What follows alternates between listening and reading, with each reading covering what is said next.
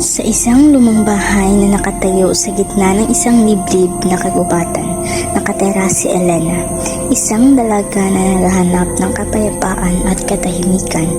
Ang bahay ay minana niya mula sa kanyang lola, isang babaeng kilala sa kanyang pagiging mahiwaga at kakaiba. Ang bahay ay puno ng mga lumang gamit at alaala, at ang bawat silid ay may sariling kwento na handang ikwento.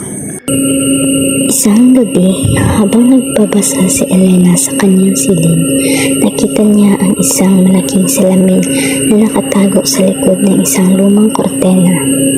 Ang salamin ay gawa sa makapal na kahoy at may nakaukit na mga disenyo na parang mga mukha ng mga tao.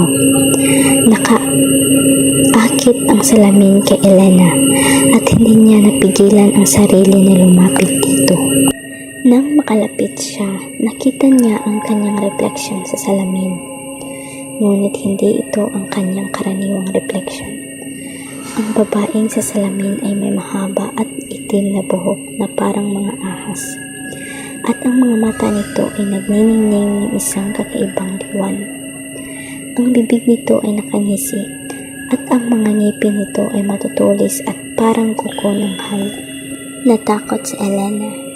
Ngunit hindi niya maalis ang kanyang mga mata sa salamin. Parang may mga puwersa na nanguudyok sa kanya na tumitig sa babae sa loob nito. Unti-unti nagsimula siyang makaramdam ng kakaiba. Ang kanyang katawan ay parang nagiging mabigat at ang kanyang mga paa ay parang nakakabit sa sahig.